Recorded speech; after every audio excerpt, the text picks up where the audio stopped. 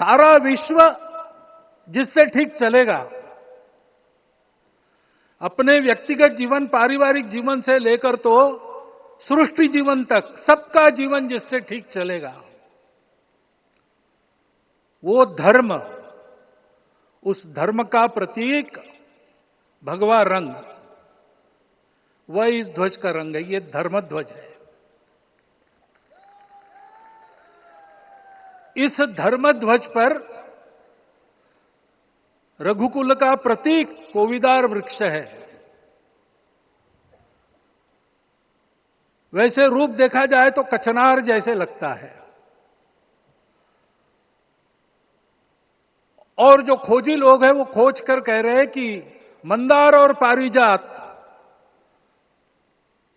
दो वृक्षों का एक तरह से संकर है। दोनों वृक्षों के गुण, ये दोनों वृक्ष देव वृक्ष कहलाते हैं। दो देव वृक्षों के गुणों का समुच्चय ये वृक्ष है। और ये वृक्ष उस रघुकुल की सत्ता का प्रतीक है। वो सत्ता वृक्ष से व्यक्त होती है, जिसके बारे में कहा गया, छायाम अन्यस्य कुर्वन्ति तिष्ठन्ति स्वयं आतपे। सबके लिए छाया देते हैं, स्वयं धूप में खड़े रहकर। फलान्यपि परार्थाय, फल स्वयं उगाते हैं, दूसरों के लिए बांट देते हैं। वृक्षा सत्पुरुषा इव, वृक्ष सत्पुरुष होते हैं। और कचनार के गुण औषधि भी है। कचनार के वृक्ष का अन्न में भी उपयोग है। सब प्रकार से उपयोगी इस वृक्ष का प्रतीक हमने लगाया है। धर्म जीवन ऐसा जीवन होता है, और ये जीवन जीना है, उस जीवन की प्रतिष्ठा करनी है, इस जीवन का झंडा शिखर तक पहुंचाना है।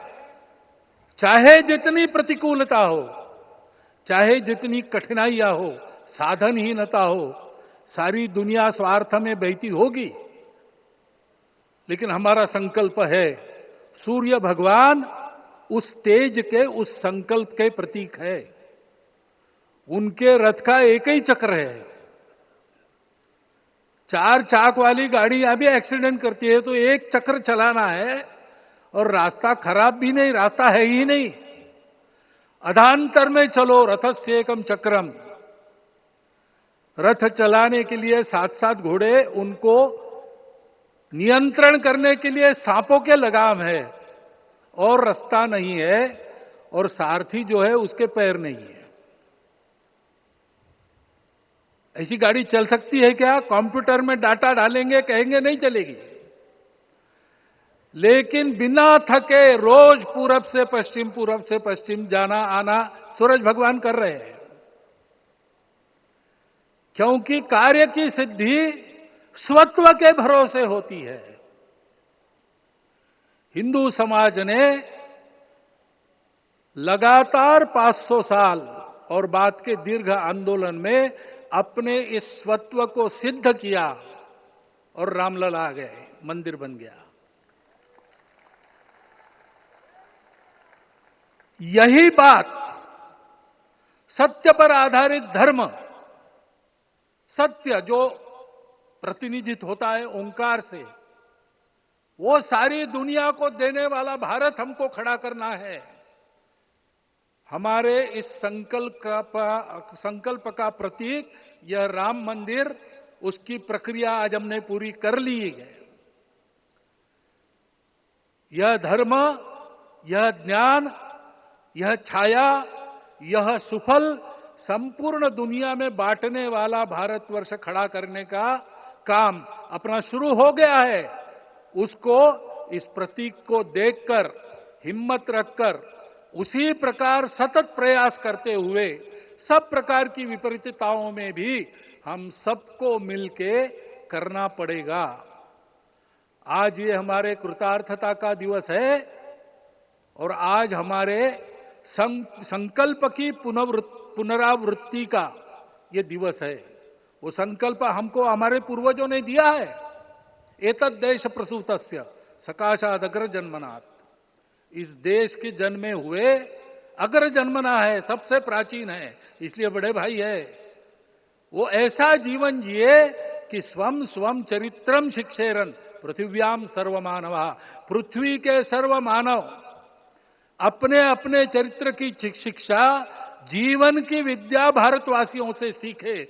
ऐसे भारतवासियों का परम वैभव संपन्न, सर्वशक्ति संपन्न और सबके लिए खुशी बांटने वाला, शांति बांटने वाला, सबको विकास के सुफल देने वाला भारतवर्ष खड़ा करना है।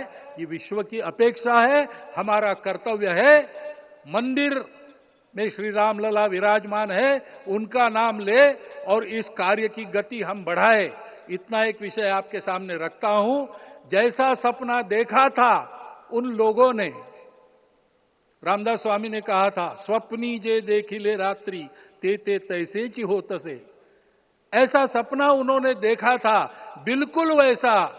और मैं कहूं कि उन्होंने जो सपना देखा था उससे भी अधिक भव्य और अधिक सुंदर ये मंदिर बन गया है। हमारे हृदय में वो निश्चय का सृजन करे, तपस का सृजन करे। ये शुभकामना मैं आप सबको देता हूं और मेरे शब्दों को विराम देता हूं।